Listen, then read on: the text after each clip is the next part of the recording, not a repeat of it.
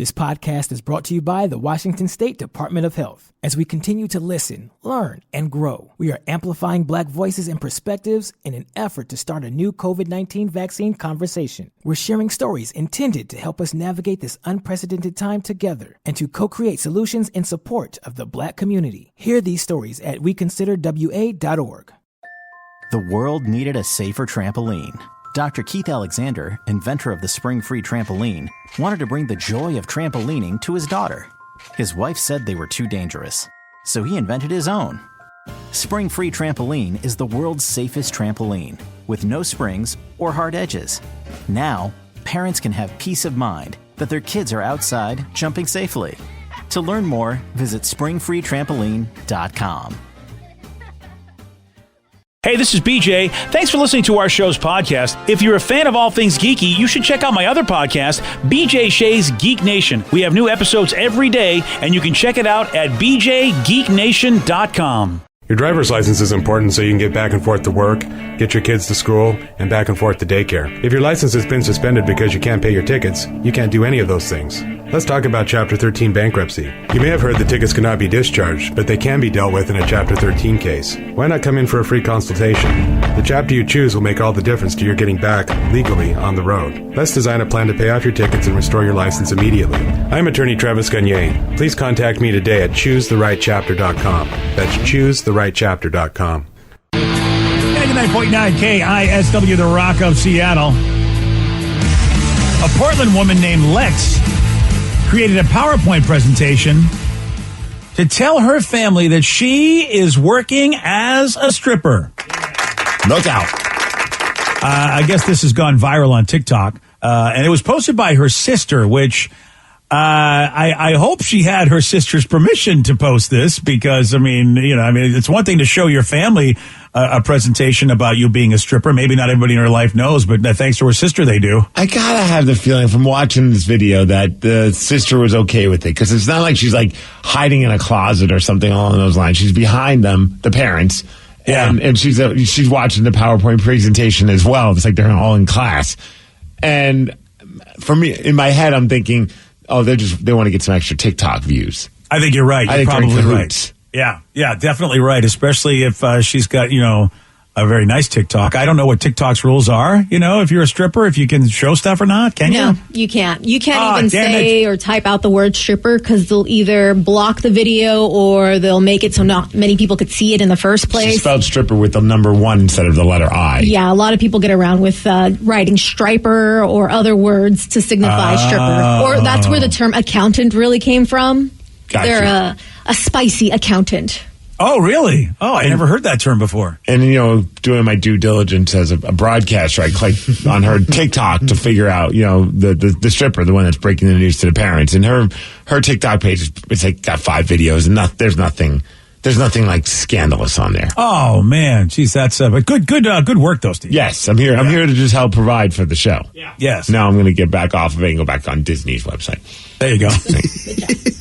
So, Lex, of course, during this TikTok video where she's doing the PowerPoint for her parents, scrolling through the presentation, mom and dad are sitting there watching this whole thing, and she shared several slides in which she works to end the stigma associated with working in a strip joint before spilling the details. Here's some of the audio. What this secret does mean. I'm talented, I'm cool, I'm powerful, okay? Mm-hmm. What this secret does not mean. I'm pregnant or in danger. Drum roll. Da-da-da-da-da. I'm a stripper! As in I pulled it. Really? So first you might be thinking, why? It's a sex-positive environment, and I can express myself safely. It's a performance, the theatrics, if you will. I really appreciate you being forthright. Wow. That's just sitting there with his feet up on the table, just like, all right, like, what am I supposed to do with this situation? What the hell am I going to do with this? Yeah. Although she broke it all down, like frequently asked questions as well, including like, do you plan on doing other sex work? Like, and she's like, nope, I'm just doing dancing on a pole. And that's okay. Then. And she works in Portland, apparently. So yeah. So So Dad's got to go. Well, now do I have to stop going to the A crop, or am I still safe? You're not there. That's the next question. Just tell me your hours. Yeah, right. That's all I need to know so that I can avoid you and we both can continue with our great lives. Would that be a trip to have like your daughter pull you aside and say, I have a PowerPoint presentation and it's this well thought out. She put a lot of time into it. It's pretty clever, but basically to break the news to you that she's a stripper. Sarah would just tell me. Yeah. She wouldn't even worry about the presentation. She would just go, hey, by the way, just I don't know if you might hear from somebody, but I'm stripping. Peace. She'd probably ask you to drive her to the club for the interview. Oh, yeah, definitely. I think I'd be more surprised that she'd know how to make a PowerPoint presentation than I would be if she said, hey, I'm a stripper point. now. That's a very good point. It takes a lot to make a PowerPoint. I don't know how to make one. So, yeah, I would be more impressed with the fact that, yeah, you're a stripper, but dude, you can help me with my PowerPoints. That's really that's the takeaway for me. That's cool, pole dancing and stuff. Can you show me how to make a PowerPoint? Because I don't know how to make a PowerPoint. I mean, really, that'd be awesome if you could. Thanks, kid. Yeah. Well, I mean, again, the further west you travel, I think, the more people are cooler with everything. I'm happy to hear she seems to be well adjusted because, what a lot of folks are afraid of is that maybe there's drugs involved and it's not a safe environment, but she seems to be cool, which is what I would hope anybody that works in any business is able to, have a good life and not be treated badly. Well, in the video, she even addresses that, like saying, hey, like, it's not it's not the old way, basically saying, like, it's not like the old stigma of strippers and strip clubs in Portland, especially that she's surrounded by other people that are like, they're like a sisterhood, they're this, they're that, Yeah. Well, and look, you can go to biology. Biologically speaking, a lot of people do like looking at the naked feminine form. It brings it sets something off in your brain, making you feel like life is good. So I mean, who is she harming if she's helping a lot of people's brains go, hey, life is good? Especially now, man, we can use anything that makes us feel like life is good. We really, really can. Yeah, I wonder even I feel like there's got to be there could be a good documentary done on just like how it's affected like all the gentlemen's clubs, like how they're like since the pandemic and all the crap that went down, trying to reopen. Like that's got to be such a weird thing because so much of it is about like being within close proximity of people. Even if you're not giving a lap dance, like you're still like up in somebody's business. Just like conversations and things along those lines. Oh, yeah. Finally, the cops don't have to go in there and do any stings anymore. Like, you know what? The world has enforced the 5-foot rule, whatever the case might be. Yeah. Speaking of documentaries, dude, you just sparked my brain. Because I know you probably would want to watch this. The Bob Ross documentary dropped on Netflix. Dude, I keep meaning to watch it, and I hear it's a pretty damn good watch. It is a good watch, and it's going to make you sad. Yeah, from what I hear, it makes it seem like he got screwed over. Is that what I? Yeah, dude. I do nothing of this history. So I walked into this, and the name is Bob Ross, Happy Accidents, Betrayal, and Greed. And I'm like, wow, okay, that's it's on Netflix. I'm like, okay. And it starts off showing his kid, and I do remember him bringing his kid on TV painting. And his kid looks old and beat down. I mean, he looks like he's been through the ringer a little bit. And as you watch the story and watch how it all unfolds, you get to see that it is a tragic situation if how they portray it is true.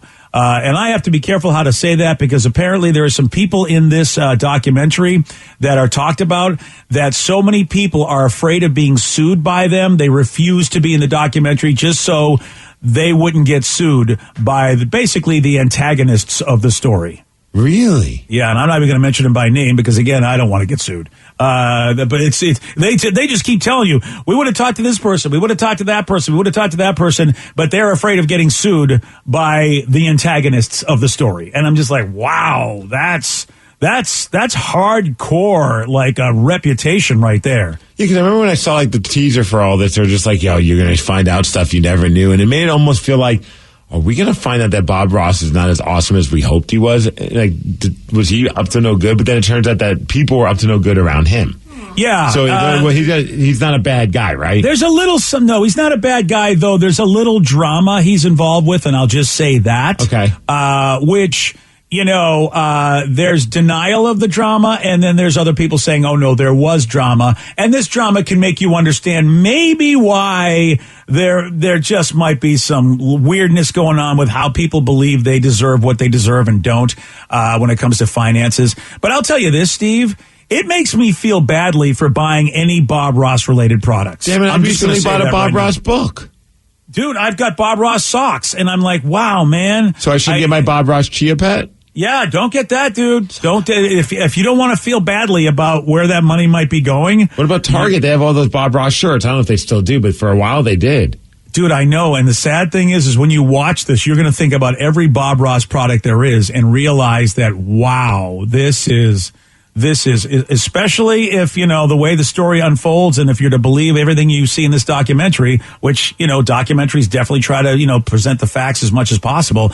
You're not going to want to ever buy a Bob Ross product again. Yeah. And it's not about Bob Ross being a bad guy either. It's just about how the financial situation went. And it really is sad. It just, in your brain, you would think, okay, Bob Ross was amazing. He accomplished great stuff. There's just a fairness to how that should go in life, and to Bob Ross's estate, Bob Ross's family, and business and the way contracts can be done is really kind of heinous and makes you hate capitalism sometimes because of how things go. Makes you hate lawyers sometimes. It just leaves a bad taste in your mouth. And again, it has nothing to do with Bob Ross being a good guy or bad guy. Someone even said, I watched the documentary, said, don't buy anything from Bob Ross. Another person said, I watched the documentary twice. Definitely worth it.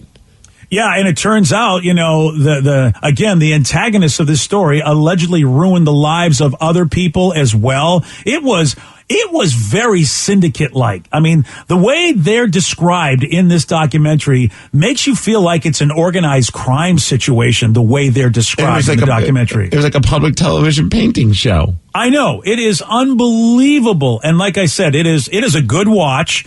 And the good news is that, you get the origins. I didn't realize that, that Bob Ross was not the first dude to come up with what he was doing, and that actually his style of painting is a very classic old style that's present in some of the greats that we've seen over the history. So there's a lot of cool stuff in there. And yeah, Bob Ross comes off like he is. He's a great guy. I don't think you're going to still love Bob Ross. You probably love him even more because of the fact of how he got screwed over, at least as this documentary says he did. I remember there was a few shows that did like that kind of a painting show. Like in 30 minutes, we'll have an awesome painting done, but none even came close to Bob Ross's show. Yeah, this is when he beat the devil out of the paintbrush. Oh, yeah. Well, and some people think actually that may have led to his premature death. And I won't spoil how they'd come up with that theory. But his beating the paintbrush might have actually hurt him. Is this like a euphemism? And I'm not kidding. I thought it made you go blind. No. It's I'm throwing the teasers out there, dude. The beating of the paintbrush could have led to his death. Is all I'm going to say. One story said that in the documentary we learned that he used to not put people in his paintings because he was worried he'd never be able to get them out. Is that in the doc? Oh, Sam, what, you mean like a Beetlejuice or like a supernatural thing? This is an Onion article. My bad. Oh, sorry. There we go. They have a list of things about the documentary, but it's an Onion article. Nice going, buddy. I was like, I do not remember that from the documentary, but I mean, despite his kind, gentle TV persona, the real Ross was only kind of sort of nice. That's not true. I mean, no, look, this is the Onion. They're making stuff up. The Onion. Oh, I'm reading an Onion article. I'm like, all right. No, I was like, I went to find an article about Bob Ross, and the first thing was the Onion, and it said, "Here's some big revelations." I'm like, I bet these will be good, including the people. And I was joking. This is why the internet's. I know. I would have read that thinking that was true, Steve. So at least you saw it was an onion. Another one said to achieve his signature calm, Ross would exhaust himself by shrieking for 20 minutes straight before taping began. Yeah. Well, there is a secret that I was very surprised to learn about how they did that show. Because look, Bob Ross was pretty amazing how he did those paintings in 30 minutes. We tried, my buddy Chris and I, we bought canvas, we would buy paint, and we would try, and it was never done in 30 minutes, and it never looked good. Well, you're going to, the way he started, eventually he was able to do it exactly the way we thought he did it, but he had a little bit of a trick that he used, that you will get to see when you watch the documentary. But it was like, oh, my brain goes, why didn't I think that's how that might have been done? Because he's up there and he's just painting. And you're going like, wow, this is amazing. He's just got a blank studio. There's not like he's looking at a landscape like a lot of painters you see if they're out at the beach or nature. He's just doing this from his head. This is insane. But they show a little trick. And at least at the beginning, when he started, because he did it felt like he did 30 series, I think, of these, or close to 30 different seasons, if you will. A couple of might have happened a year, though, but it's like, wow. I mean, he did a lot. I remember you would just run the gamut of emotions too when you watched him paint. Like, you'd feel happiness, you'd kind of feel like, but then it was that moment of just pure anger when you put a tree in a scene where you just weren't feeling it. Oh, really? You got pissed? Oh, he's like, Bob, what the F are you doing, man? This painting's perfect. Now you're going to put a tree there, and then by the time he's done, you're like, yeah, that was a good idea. That tree actually looks really good right there. I was sorry I ever doubted you, Bob. I will tell you this, dude. I guess the squirrels need a place to go. You're right. Yeah, they need a big tree. And he explains that. Actually, Steve, he actually explains why he would piss you off and put a tree where he put it. And I never even realized, but there was a thing. There was a reason. But, Steve, a lot of folks watched it while they were stoned, or they got stoned, or they wanted to get stoned. We were just kids watching it. Yeah. Yeah, well, you started young. What can I tell you? But there was a lot of people that, they interviewed a lot of people. He saved their lives. Like, people talked about, you don't understand, I was suicidal, and people multiple times tried to end their life. And then Bob Ross was on TV, and he said, literally, this dude saved my life. And then, of course, the guy was quite a chick magnet. That's something that I never realized. And he intentionally did what he did on TV, and they showed some examples, and you'll see in the documentary of why he was a chick magnet based on how he spoke while he was painting and the things he said. And it never even occurred to me, but when they highlighted everything in the documentary, you're like, oh my God, this guy is like, oh, wow. And then then they show him at these art shows and these art classes he used to do. And the women are just like, hey, Bob, show me the brush. With the sweet fake perm that he had. Oh, yeah, dude. It was, Bob Ross had it going on. But I believe that he probably helped a lot of people, because when you watch that show, he was a calming presence. Oh, dude, exactly. Yeah, exactly. We got a guy that gets busted for calling in sick for work when his boss sees him on TV at a football game. Oh, yeah. I'll tell you all about this at 8:20 on The Rock. BJ and Migs, mornings on The Rock, 99.9 KISW. This podcast is brought to you by the Washington State Department of Health. As we continue to listen, learn, and grow, we are amplifying Black voices and perspectives in an effort to start a new COVID-19 vaccine conversation. We're sharing stories intended to help us navigate this unprecedented time together and to co-create solutions in support of the Black community. Hear these stories at weconsiderwa.org. $20 million, $19 million, $6 million. These are all awards recovered for clients of Phillips Law Firm. To win big, you have to fight big. And Phillips Law has been fighting the too big to fail insurance industry for decades. Not every case will have a multi-million-dollar outcome, but Phillips Law will fight just as hard to recover the outcome you deserve. If you or a loved one has been injured in a car accident or on the job, call or click today at 1-800-JUSTICE or visit justiceforyou.com. Want to create a lifetime of memories this spring? Do you remember the joy of jumping as a child? If only there was a way your own kids could experience that same joy safely. Spring Free Trampoline has been engineered to eliminate 90% of product-related injuries. The Spring Free design boasts no springs and a flexible enclosure, and proudly offers a 10-year warranty. That's peace of mind. Lock in your ultimate backyard safe space before summer arrives. Visit springfreetrampoline.com. Wenatchee is gorgeous in the spring with its lush green rolling hills, abundant wildflowers everywhere, and the views of the Columbia River. The local food scene offers an abundant selection of authentic international cuisines featuring the unique farm-fresh ingredients of the region. Wenatchee is also home to award-winning wines, handcrafted hard ciders, and a talented handful of local brewers producing fine craft beers. Visit Wenatchee, the heart of Washington State. 99.9 KISW, The Rock of Seattle. Well, this couldn't have happened to a nicer guy. It's about a dude getting in trouble, and he's a San Francisco 49ers fan. Uh-oh. So, you know what? Yeah, oh dear. I really wish the worst for him. Thank you. His name is Kelvin. He skipped work to attend a preseason game. And you know what? Kind of had a problem with that plan. He was like, sure, I'll call it. They won't know. I'm going to go to the game, have a good time. But he ended up on television.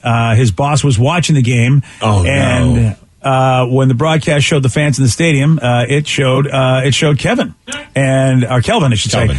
And Kelvin revealed the text exchange with his boss on TikTok, where the boss texted him to see how he was feeling. The boss was like, hey, man, how you feeling? Any better, buddy? And Kelvin replied, I'm okay, just relaxing. And the boss texted a pic of Kelvin at the game and said, "Are you sure? Because it looks like you have a twin." Oh, no. And Kelvin replied with the Homer Simpson gif of him backing into the bushes. Oh, yeah, I know that one. Yeah, so it was the boss then texted, "Yeah, caught your ugly ass in 4K. 4K TV for the win." Yeah. It's so great because like, you see the footage of it because the guy shared like on his TikTok the text exchange, but then also showed like him on TV and he's on his phone like in like it looks like he's like in the front row or like in close to like wherever the guardrail is. I wonder if he's on the phone with the boss at that moment when the video was being shot. Oh, damn, dude. That would be such a beating if you were caught in the act at the time. Right. Like that where the boss lets you know. Wow. That's, that's, I mean, we don't know. We don't know if he got fired. We just know he's in trouble, but I'm not sure what kind of trouble it is since, he's throwing it on TikTok. I imagine he's okay. Yeah, I think if he would have put it up there, he would have said, "I got fired for this." But I almost feel like his boss, it sounds like his boss has got a pretty decent sense of humor. Yeah. Because he called him an ugly ass. I don't know. Yeah. Yeah, there he is. I mean, with the TV, the way as good as his 4K was, that was him. Wow, he's right there. You can see it's him. Put a hat on. Maybe you can get like a little like San Francisco 49ers mustache. I don't know if they make those, but like just something to make it so it's a little more difficult to be spot. But he's probably thinking, what are the odds? Yeah, in a stadium full of people that my face is going to be on television. You're in the front row. You got to know, or that you would recognize, like because usually they're just like sweeping shots. They don't usually, you know what I mean? Like there's been times where we've been like pretty low down at Sounders games, and I don't see myself at all. But other times it's like, oh, they focus on specific people in the crowd. What are the odds that it's going to do that to you? I made an announcement like, "Hey, everybody, check out Kelvin. He's currently skipping work at this game." Like, it does seem so crazy that the boss would spot him. And usually when they're showing fans, like if they do close-ups, it's always the fans that are dressed up, got the pink, got the great costumes, not just some regular dude going, "Hi, how you doing? Is my boss out there? Hey, boss." Wow. A friend of mine, we were gaming, and a friend of mine's like, "Oh my gosh, I destroyed my ankle. This is horrible." And I'm like, "Well, if you stand up at your job all day, because I rolled my ankle, maybe you should take time off. I'm sure they'll understand." It's like, "You don't understand. I called in sick yesterday. That's the day I called, and I rolled my ankle." I go, "Well, what'd you tell him?" "Oh, I told him I wasn't feeling well, and I really should have been at work." But the day they took off, pretended they were sick, they destroyed themselves. So they actually had to go and work the next day, even though they really shouldn't have. So, I mean, you got, and it's usually, that if you're in any kind of business where young people are going to be your workers, this is going to happen. When they call in sick and it's, you're like, "Yeah, you're not sick." Have you ever called in sick when you weren't? Oh, yeah. All the time. Oh, yeah. Oh, really? There's never been a situation where I never called in sick, but if I was going to call in sick, it would only be because I was sick. Oh, so when you were a young person, you really showed up every day? Yes. Wow, that's pretty amazing. I mean, seriously. Even in the school days, like it was just like, look, I might not be able to perform grades-wise, but I'm going to crush it with punctuality. Like that was my thing. Wow. I never won the punctuality award because I would, sometimes get sick. I would be so jealous of my friends that got like the punctuality award. I was like, damn it. I don't know why that was such a big deal to me. Yeah, why was that a big deal? Because that's the only thing I could control. I can't control my intelligence, but I could get my ass out of bed and to work or to school no matter what. Fair. That does make sense. That is controllable in my eyes. I may not be a smart man, but at least I'm on time and there. Right. And you know what, Rev? In a weird way, that mentality is what got me through college and high school. Like, as long as I got my papers and stuff and like showed up to school, class, and got my stuff in on time, even if it was mediocre at best, my papers, they would still pass me. Yeah. Because I think they just appreciated that someone cared enough to get their stuff done. I'd make fun of you, but I actually won the punctuation award once. I was about to say the punctuation or punctuality? Punctuality. Punctuation. Okay. I sucked at grammar, and I still do. Okay, there we go. All right. You were there. I was there, but the day I was supposed to collect my award, I actually got sick, and my mom made me stay home the day I was supposed to get my award. Did you give it to someone else? Well, no, it was a couple people who won it. It was That's like very a ironic. participation award, I guess. It's very ironic Right? that the person that gets the punctuality award is sick and doesn't get it. Right. That's amazing. That is pretty funny. But you just said something that just blew my mind. It's the ultimate participation award. Yeah. Good job. You participated. Yeah. You know, though, man. But you did more than what most do. Right? Show Hell up. yeah. And look, that's the key. I mean, we found out later in life that people that are on time, that is super valuable because for some reason, that is something a lot of humans don't know how to do. They don't know how to be on time.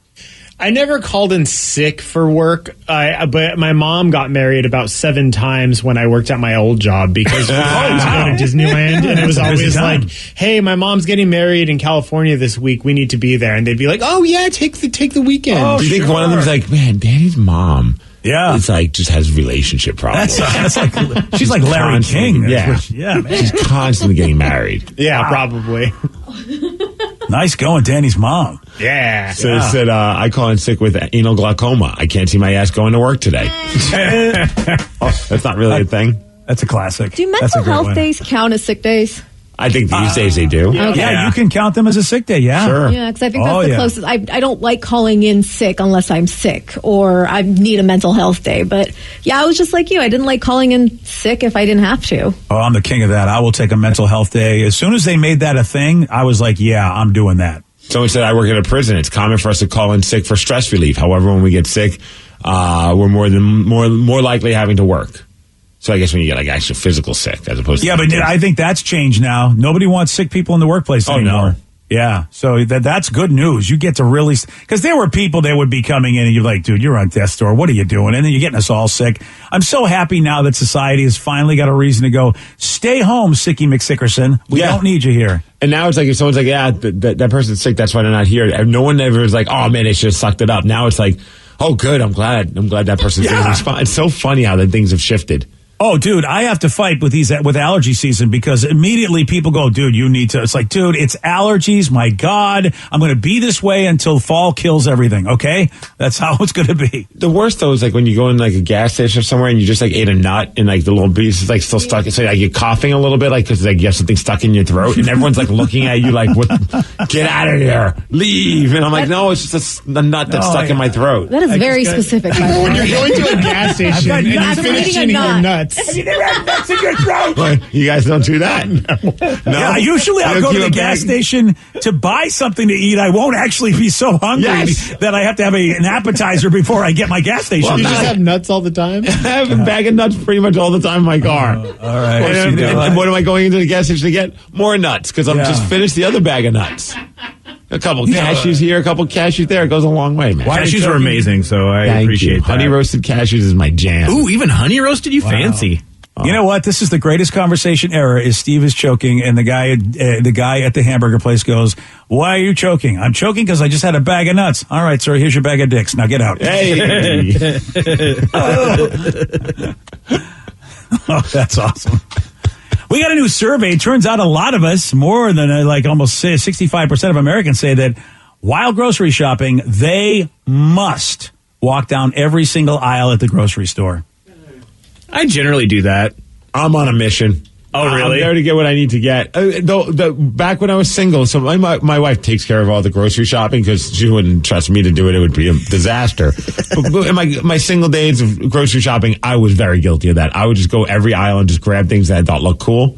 And then I would never make them or whatever. But nowadays, if I'm going to the grocery store, I'm like straight to whatever aisle I'm going. I want to get in and get out. So you have a list? No, because usually all I'm going in there to get is ice cream. Nice. Oh, wow, really?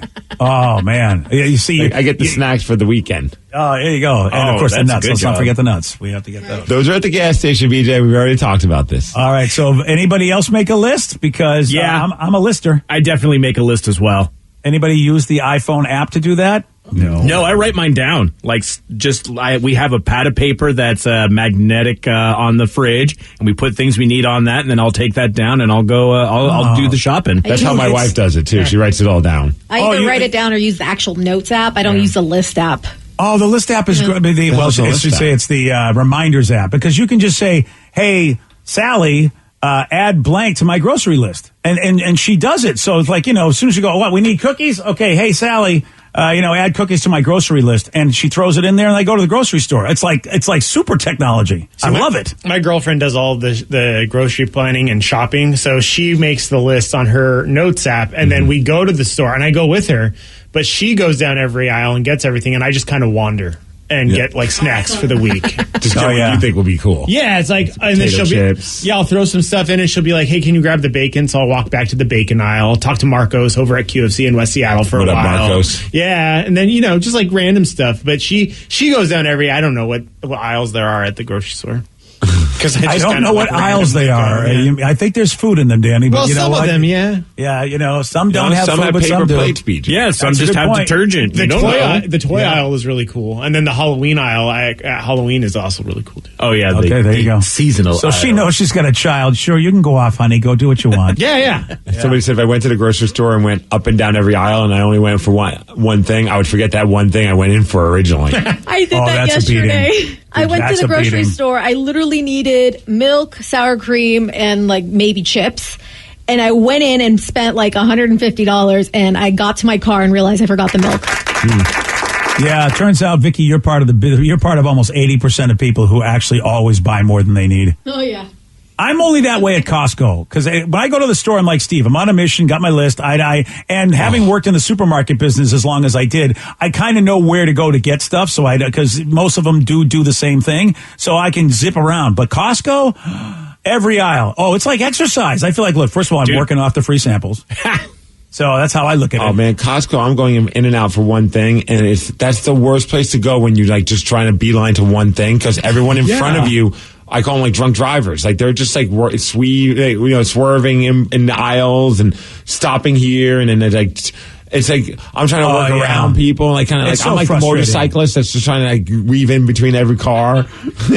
Dude, I don't even bring a cart. I know exactly what I'm getting. I'm just going to hand carry it. You're right, dude. They need to understand that, especially with as big as those carts are, it's almost like you're driving, and therefore driving rules. Get the hell out of everybody's way and pull over. But in I all don't know fairness to why them, they know how to do that. Everybody's doing that, so I don't even know where you can pull over because it's like if you go during like a busy time, it's just a cluster F. Man. Oh, if it's super super busy, then you can't do the walk down up and down the aisle thing. You got to just get in and get out. If I'm going in to get one thing and I see that parking lot is even half full, I'm out. There's no way. Like the lines are so insane at Costco, and yeah, they go quickly, but it's because everyone gets an amazing amount of stuff. You're just standing there with like one chicken. That's insane. That's why they got self-checkout now. The lines Wait, they do? Yes. Oh yeah. Oh wow, yeah, Mr. Chicken Guy. I didn't even know that. Oh, dude, yeah. it's been the best thing ever. It has lowered my anxiety about going to Costco because I get there and the self-checkout is typically.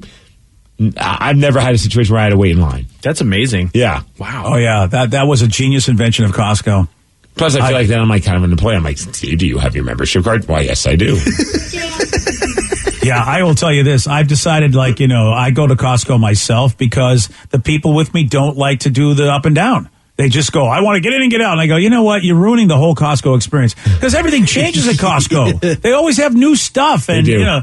It's like Christmas time all the time at Costco, and I just love it. And they go, oh, I need one of those. I never thought I needed one of those. And then you forget, wow, they've got those. Okay, I got to remember that next time I need that. Oh, the electronics area of Costco I got to stay away from because I just want to drop a ridiculous amount of money. Right. They have all this random stuff that I really don't need, but I'm like, that looks cool. It's like an as seen on TV store. Yeah. Oh, dude, I sat in a bunch of chairs yesterday. Like, oh, they got gamer chairs. I'm like, oh, these gamer chairs are so better than my dining room chairs. But how could I convince my wife that we should replace dining room chairs with gamer chairs? Just replace them when she goes back to California. I know. And not say a word. I wish it was that easy, Steve.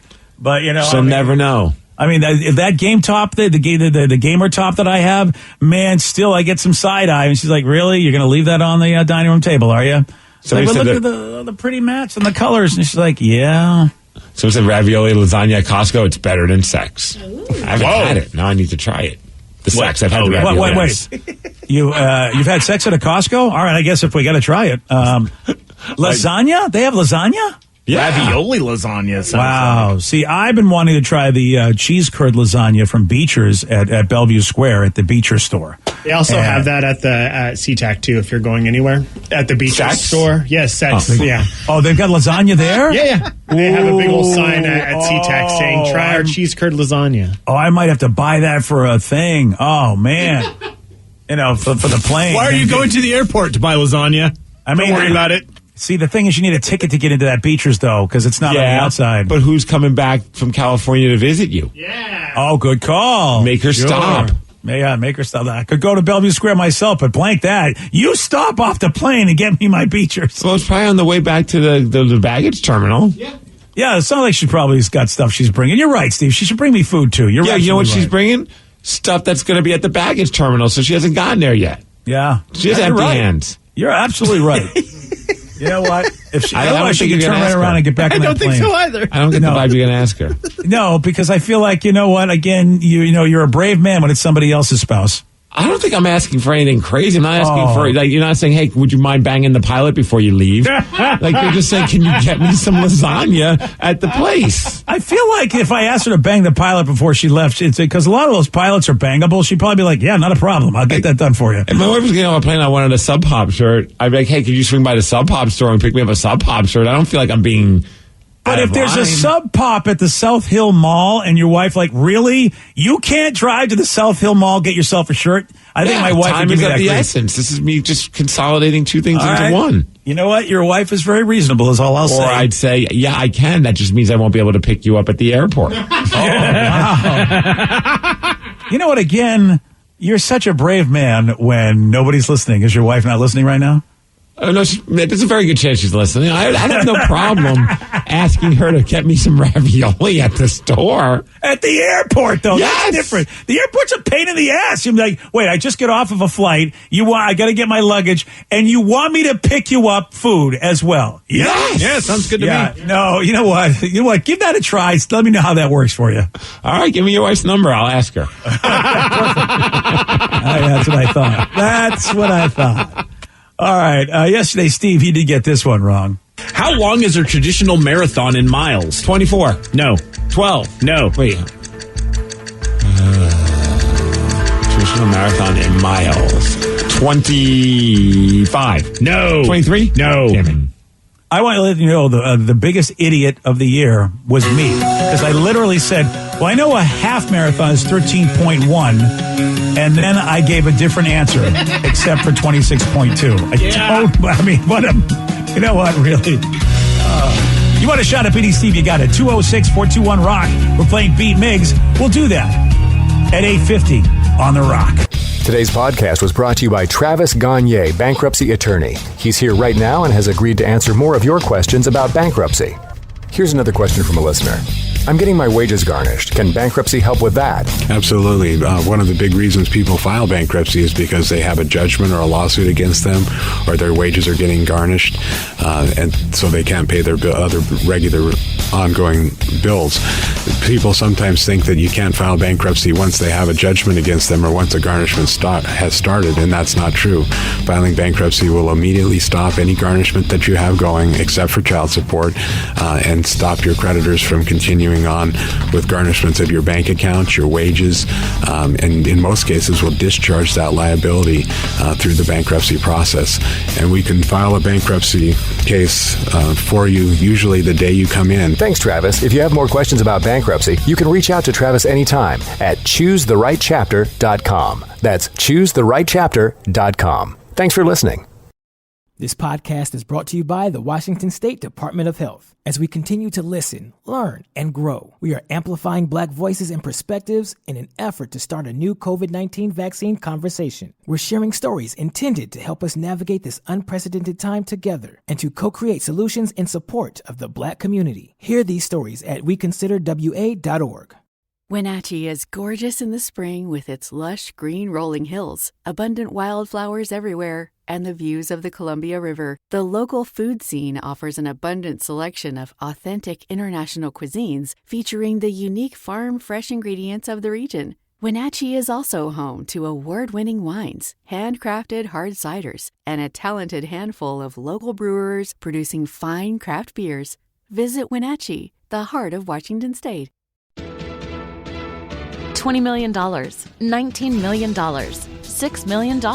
These are all awards recovered for clients of Phillips Law Firm. To win big, you have to fight big. And Phillips Law has been fighting the too big to fail insurance industry for decades. Not every case will have a multi-million-dollar outcome, but Phillips Law will fight just as hard to recover the outcome you deserve. If you or a loved one has been injured in a car accident or on the job, call or click today at 1-800-JUSTICE or visit justiceforyou.com.